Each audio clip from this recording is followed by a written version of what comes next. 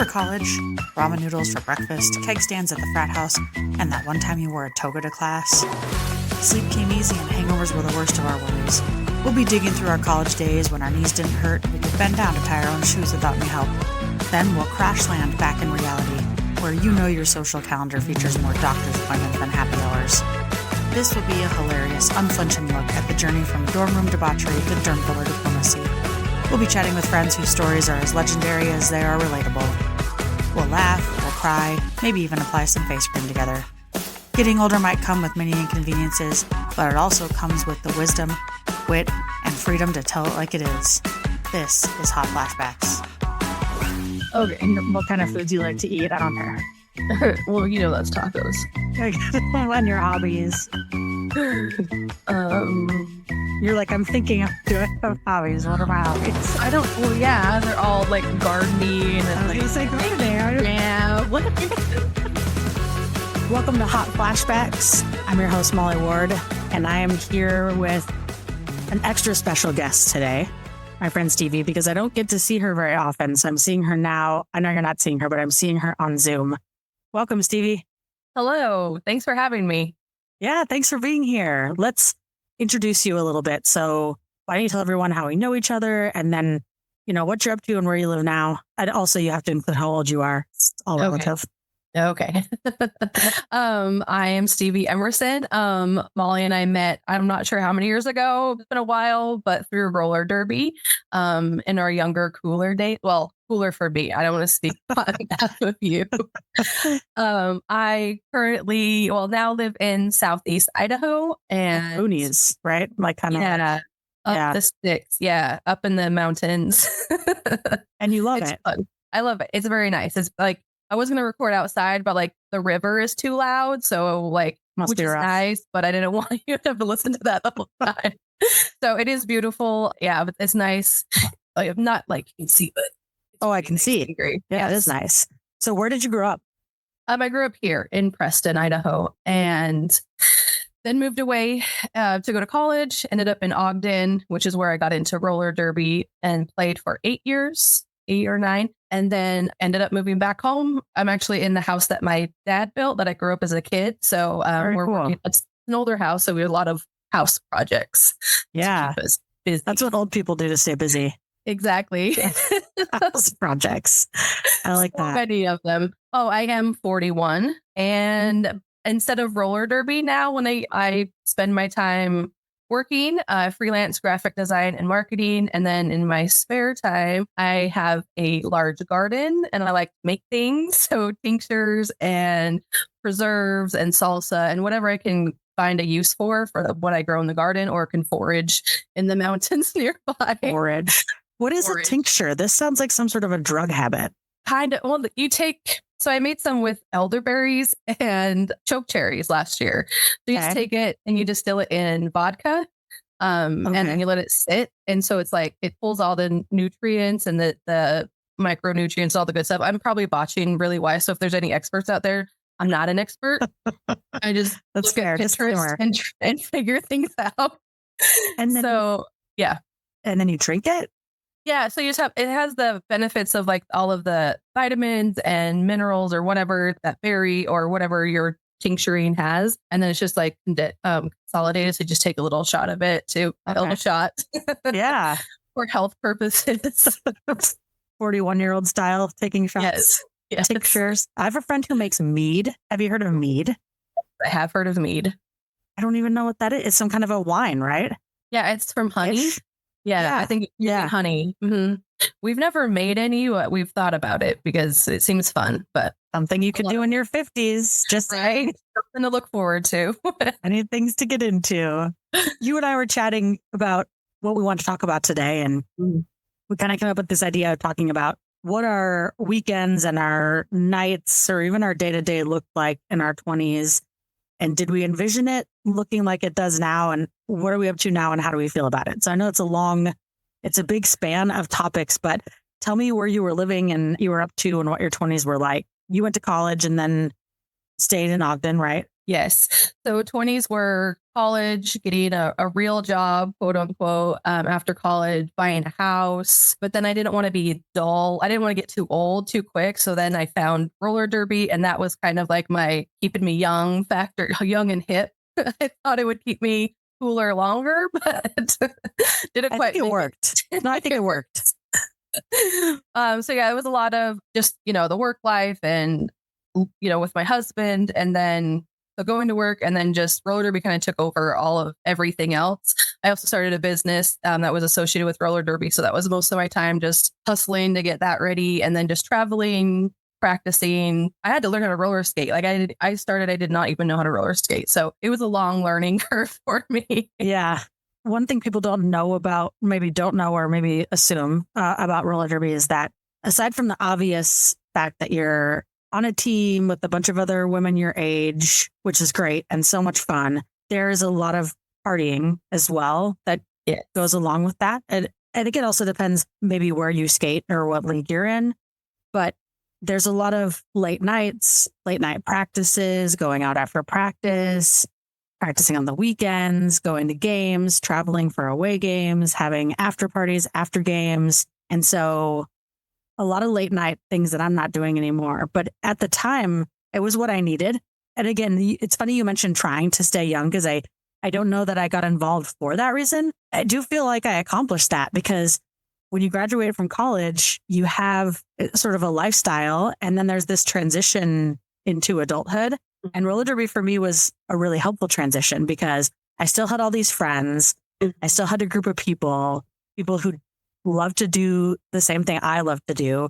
And it was a great social outlet, because sometimes after you leave college, and I went away for college, so everybody's experience is different, but I went away. And so I made this really strong group of friends. And then when college was over, everybody sort of split.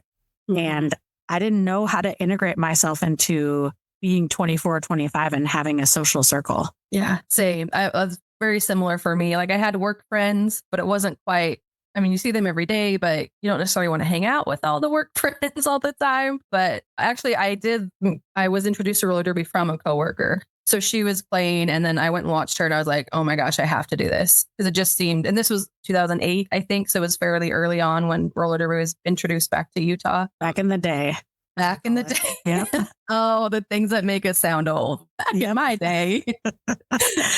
But it was definitely, it was a good source of inclusiveness. I also gained a lot of confidence there. I feel like I found myself, and I found a place where I was more accepted to be my real self. Loud, bossy, kind of snarky. I got away with Let's go back to bossy for a second. Doesn't sound true. Not at all. I am the most mild, soft-spoken person you'll ever be.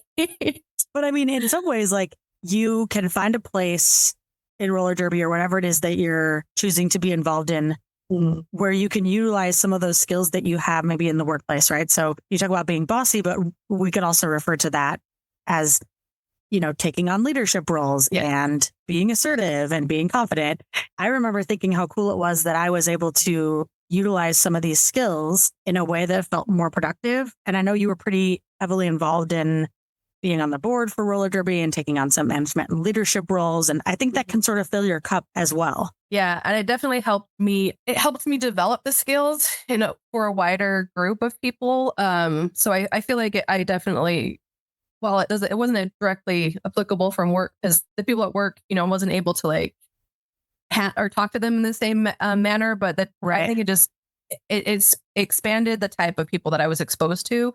And I had to hone my my communication, leadership, because I was also heavily involved in training and as a captain. So you have to finesse some of those things. And I was able to do that there in a way that I don't think I would have otherwise. I probably would have been stuck in my little stubborn ways.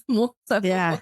There's a skill and a talent in being able to manage folks your age, being able to manage folks and have a friendship. Yeah. Because that is something that in the working world can be difficult. And I think through roller derby, I learned how to say, okay, I can be your coach in this moment. I can be your trainer in this moment. I can be vice president of membership in this moment, and we can still be friends. And that's something that I think I do pretty well at work, that I probably was able to hone early in my development, was being able to separate and say, okay, in this moment, I'm going to take on this role, but we can still be friends when this is all over and we have this tough conversation. So I do think that skill actually translates really well. And also being able to be a manager and or talk to people, be a teammate and not have to be friends with them, because you don't have to be friends with everybody, but you still have to have some sort of professional relationship that works for the team. And it's not like you're bickering all the time, but you don't get along and be pleasant, but you don't have to be besties. Which you love everybody? Is that what you're saying? I loved everybody. Not everybody loved me. That's fair. I loved you. When I think back on some of the experiences I had in my 20s, obviously roller derby is a big part of that, but I also lived in New Orleans. I remember there were times when I didn't go to bed, which now is like unheard of. I mean, insane. Yeah. Insane. I remember, I want to say, and just to clear the air, I think we've known each other now for almost 9 years. So we'll backtrack to that. I remember a time that we took a bus, not really a bus. I don't know, one of those big, scary kind of vans. You know what I'm talking about? Yeah. Yeah. The 15 passenger. Yeah. And I actually flew down to Albuquerque. So we took the trip from Ogden, Utah down to Albuquerque, New Mexico. For some reason, I flew. I think that I had to work and I couldn't make the drive, but I took the drive home. It was quite an experience. I remember, you can fill in the gaps here. There was 15 of us with our stinky roller derby equipment. Yes. It was a 15-hour car ride, 16 maybe. Probably. The person driving, Slayer, if you recall, refused to make stops or anything other than like broken bones or failed organs. Only. Yes. Yeah. There was somebody laying on the floor. Do you know that little spot in between the door of the van and the step? Like it's like a dip, right? There was someone just sleeping in that part of the van. Yeah, on the right back. Yeah. We were all in rough shape. It was rough. It smelled. Yeah. I mean, it smelled bad, and there was crying happening. I remember a lot of crying, and then I remember when we had to pull over so folks could vomit on the side of the road, and then we could get back in the van and make a trip. Yeah, all to save a couple bucks, really. I feel like it was more than a couple, but it was definitely, I'm not sure it was worth it. It wasn't worth it in retrospect, huh? I don't think so. I don't know. It was fun-ish. That whole trip was wild because we played 2 games. I think it was 2 or 3 games. I think just 2. And it was outside, and it was outside. It was hot. It was only April because it was Easter weekend. So we were trying to hoof it back so people could spend time with their family. Yeah. Why did we sign up for this? I don't know. And I think if I remember correctly, we were only there for 1 or 2 nights, right? I think it was only like one night. It was less than 48 hours. I'm pretty sure we got there, played a game.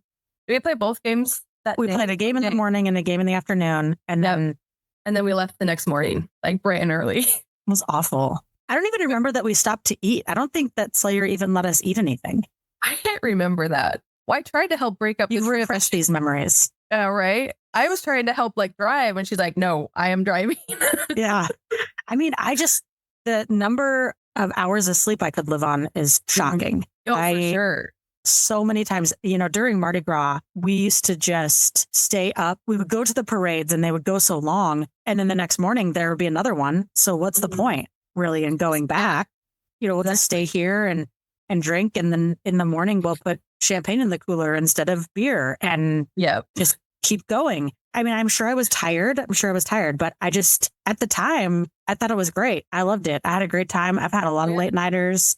I don't know how, now I go on vacation. I need an extra day buffer just to recover from vacation. And it's not even all night drinking, Yeah. Now if I just have 2 glasses of wine, I'm cooked. Yeah. If I don't drink water in between anything, I'm dehydrated. It's insane. Now you have to have a whole method to prepare to even have a glass of wine. And then what's my next day like? So I know how I'm going to deal with it. Whereas before, I didn't give any thought to what or when I was drinking. No, and it was everything and anything. Kamikazes, that the bar in Upton that was their Long Island iced teas were I think I would die if I had one of those now. And that's Utah. Actually, that's Utah. Yeah. That's not even the places we would go travel, which had way different liquor laws, way stronger drinks. The thing is that I had so much fun in my 20s. I don't know if I would do it again. I mean, I think if I was living my life over, I would still do it again, but I would still have all the fun and do all the things while you have the energy and the time and the space and the social grace to get away with it. Right. But I don't know if I could go back now that I would want to. I don't know either. I hate to say, I mean, it's hard to know what you would actually do because all the fun stories and kind of like, what would I be now if I hadn't done all of that? Like, right. Super healthy. Maybe if I got enough rest, I wouldn't have these wrinkles. Like, I don't know. Maybe I would drink more water. Like, I don't know. Yeah, all of these wrinkles here are just probably just from dehydration from my 20s. Mm-hmm. Oh, yeah. Like people that carry water. I mean, we did drink water because we were competing, skating took a lot out of you. But other than that, I did not like hydrate properly at all, unless it was, I just figured booze would do the trick. There's water in it. I mean, you're not wrong that there is water in it. It's very confusing. It is. In my 20-year-old mind, I'm like, this is fine.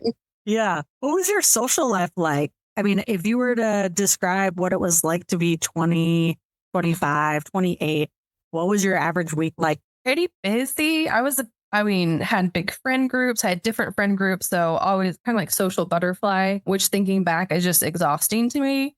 Now, my friend group is very small and I keep in touch with some people, but it's not like getting together like it used to be. So it's just text or through social media, connecting, sometimes a phone call. But yeah, I used to be going all the time with practices and work and then work friends, and then other friends outside of work. So I had 3 friend groups that I was keeping up with pretty regularly that were fairly separate. There was some overlap, but it was always we were traveling, we were just partying, just living it up. So I wanted to be just to like do it all. So when I get old and my body's because I knew it was good. Like we all know we're going to get old. You don't know how. Like I don't know how. Somehow here we are. And what it's going to feel like. Yeah, mentally I feel like 30. Like I'm like, no, I'm still. And then I look at a picture or something, or catch a glimpse of me in the mirror, and I'm like, oh my goodness, how did we slide this far this fast? There is something weird about occasionally. I mean, I look in the mirror, right? I look in the mirror lots of times a day, and every once in a while I look in the mirror and I'm like, is that what I look like? Or a picture. You'll see a picture of yourself from last week and think, wow, now I see why they don't card me.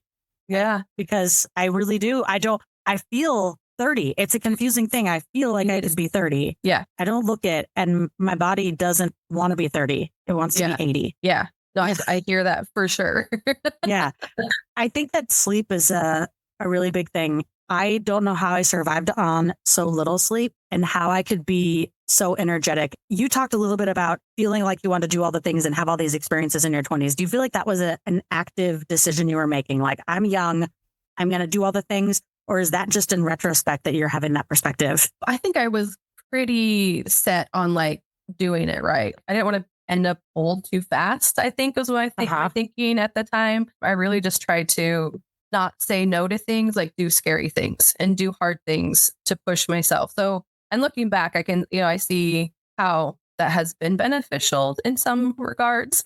Yeah. Yeah, I think it was a choice that I made at some level of consciousness. It wasn't completely like on a whim. I had a little bit of a plan of like, I want to do cool stuff. I want to have fun. I want to maximize this while maintaining professionalism and having a job. Right. Well, and that's interesting because I'm thinking about it now, and I don't know that I've ever thought about this before. I don't know that I ever gave a whole lot of thought to the fact that I, at some point, wouldn't want to do the things I was doing. Like I just kind of was living my life and not thinking about the fact that I was overindulging in a lot of things. Now, I'm really glad that I did that I took the opportunity to have those experiences and try out, like you said, try out all the things, do hard things, find new hobbies, make new friends, stay out late. I'm really glad I did all those things. And at the time, it never occurred to me that someday I wouldn't want to. I just thought I was going to live like this forever. I really did. Same. Oh, I totally have that. I completely agree on that. I thought like, since we talked about this, this topic, I've kind of been, kind of replaying the past 10, 15, 20 years and just like see if I could pinpoint when did I stop? There's not a certain point in time and all of a sudden I'm just done with it. It was just kind of, oh, I don't really like I did that. I don't really feel like I need to do that anymore. So like I feel like there's just been a progression of being content. So just the point of I'm content where I'm at. And plus things kind of got too stressful or I was, I went to grad school and then I had an injury. So roller derby kind of became more cumbersome and like I had an injury to overcome. I never was quite 100% after that. And then added in graduate school on there. I was just like, okay, you know what? I've done that. I feel like I'm okay to move on to this next chapter and just kind of shift priorities. So I guess there are a few points where I could probably make a timeline of how I became less cool. Yeah, it's funny because I think that's part of why I left New Orleans. I love New Orleans, it's where my soul lives, and I really grew up there. I mean, I lived my 20s and early 30s there, and I feel like that's when I really grew up. I mean, we talk about growing up as being 8 or 9, but when I think about who I am, my personality, my mental health, the things that I like to do, my hobbies, my emotional intelligence, all of those things for me, and maybe I'm just a late bloomer, really didn't come until my mid 20s, early 30s. New Orleans was what I needed when I needed it. And it got to the point where my career aside, because there was some things going on in my career that made me want to look for a new job, but I was tired. I started to realize that being on and being out was so fun. There was always something happening, but it was starting to take its toll. And I started to feel like I needed space from some of that. I thought that if I stayed in New Orleans, I wouldn't get that because it really is a fantastic place. And I'd go back now if I could. But at that moment in my life, in my mid 30s, I thought, I think I need a rest. I think I need to reset. I think I need to pull myself away from some of this to really start living like an old person is apparently what I was attempting to do. It makes total sense. Right. You get to that point, your energy, your body, even your social meter craves to just dial back a little bit in a different way. Do you consider yourself an introvert or an extrovert? Now I consider myself an introvert. Yeah. I think I was performing as an extrovert. I feel like that, like looking back, I feel like push myself out. My comfort zone is to like kind of clam up, but like I kind of forced myself to be more extroverted because I could. I'm having the energy too. Yeah. Oh yeah, for sure. Now I'm just like, there's just so many people. I just get overwhelmed. Like, I just go home now. Yeah, because you said that, when in your 20s that you wanted to go out and have fun and travel and party and stay up late. And now it's very different. And I wonder if there is sort of this shift, even for people who are extroverts, to becoming a little more introverted as they age. I still would say that I'm an extrovert. I still get my energy from people. But my ability so the main difference there's lots of differences between being an introvert and being an extrovert. But when we really look at it, we're looking at where do you get your energy from? And so an introvert generally is getting their energy from alone time, from being quiet, from being calm, from being still, from having time to themselves. Whereas an extrovert will generally get their energy from being with others, being engaged, being social. And it doesn't mean as an extrovert that I never can be alone or I can never shut up, which I mean, this might be confusing, but it's true. I actually can. And it also doesn't mean that an introvert can't go out and go to a party and have a lot of fun and be social, but that generally speaking, our base is either to get our energy from rest or to get our energy from socialization. And I still do get a lot of energy from socialization. I know because I teach class every Tuesday and Thursday, and I noticed that after class, I'm pretty amped. Like my meter is going up, and just being and interacting with my students really does bring me like a boost, right?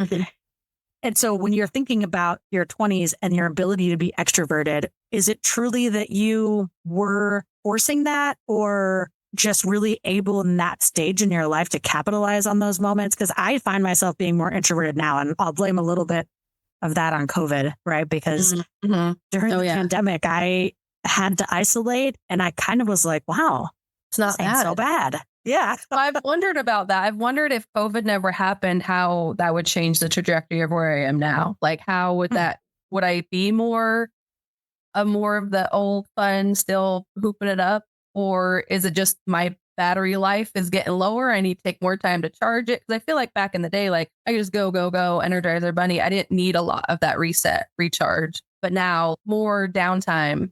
And I do like hanging out with people. I do like interacting, but I find myself more exhausted and I get overwhelmed more easily. But yeah, I'm not sure if that's like just that was gonna be my normal path, or if like that disruption that COVID gave all of us, if that kind of shifted how things have gone. Yeah, I actually look back fondly a little bit on that time because I have a lot of energy and I like to do a lot, but I also struggled because of my ADHD to find time to rest and feel ready for the next challenge or the next day. And COVID really helped me to balance that out. I started to realize that not all of my self-worth was tied into productivity, that I could take a little bit of a break. And I think about my weekends when I was a youngin', right? And, I'd go from going out Friday night with friends, staying out late, probably sleep in, which is a thing I no longer can do, sleep in, and then, maybe go work at the farmer's market to promote our roller derby team and come home and take my dog out and go on a hike and take a shower, get dressed and go out and stay out all night. And on Sunday, maybe I'd like crazy, relax and watch a movie, but I was doing homework or prepping for work. And it was a lot, and staying in contact with a lot of folks, calling old friends and seeing friends that live close. And my weekends don't look like that at all anymore. Mine are. Tell us about a weekend in the sticks. Depending on the weather.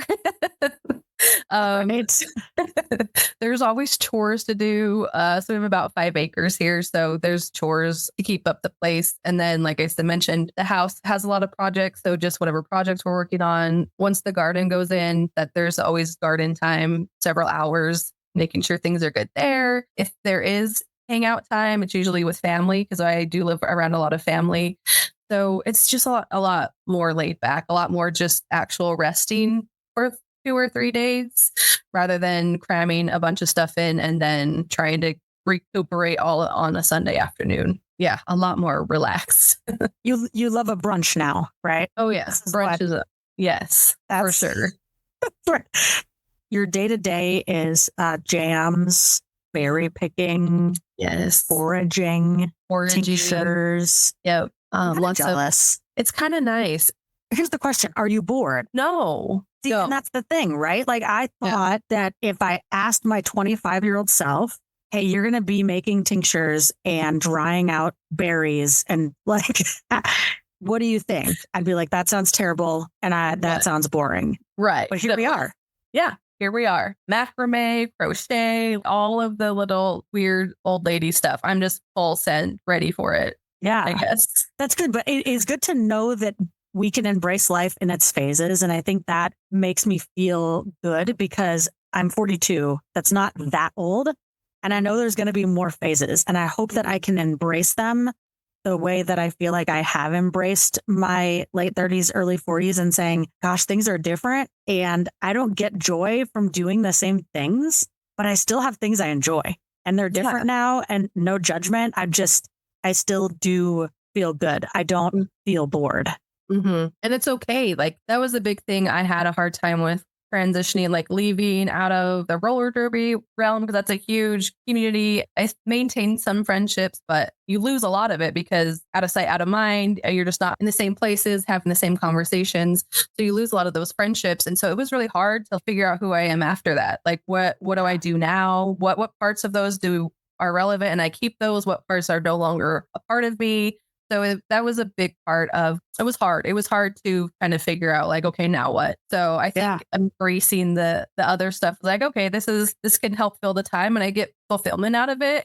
It is good to know that life happens in phases. I think in my 20s, I very much feared the idea that I was going to be old and boring, right? And as you talked about earlier, sort of, I'm going to do all the things because I don't know what it's going to be like to be 30 or 40 or 50. I think that we get to know ourselves. You explore yourself and you get to know yourself in different ways as you age. And if you can be accepting of that and not judgmental to yourself, even, and saying, this isn't worse. It's just different. And I can find joy and acceptance in doing these things. So instead of being in a roller derby drinking situation, now you're in like a crocheting and eating cheese situation. And it's not terrible. No, it's not. It's not. It is. Yeah, it's definitely an adjustment though. But it's all good. It works out. Yeah. And it does feel good to think that it's not all bad. I even now sometimes fear being 50 or 60 or 70.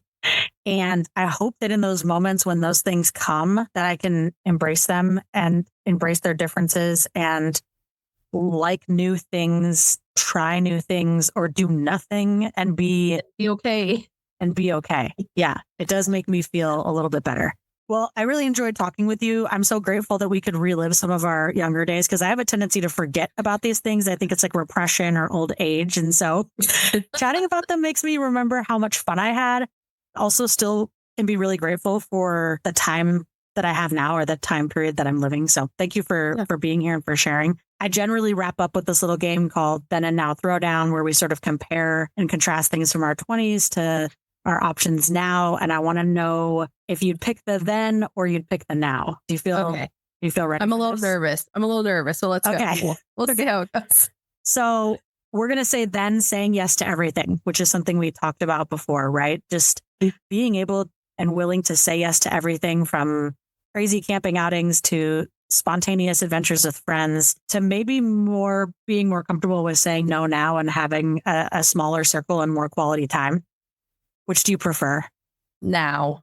You'd take the now. You wouldn't go back. Yeah, no, I did it then. I did it good. So I'm content. Happy with where you're at. That's good. This is going to make people feel so much better about aging and changing. That's the idea. Yeah, hopefully. Or they'll be like, she's so lame. Yes. That's the other part. Well, you're not on every episode. They just have to not think that I'm lame is the idea. So pulling all-nighters or having the not good sleep you have now?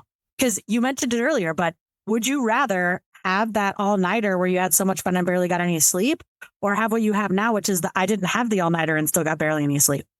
I don't think I have the energy to pull an all-nighter with the enthusiasm I used to. Like, I'm just going to be looking for somewhere to curl up and take a nap. Like a hobbit?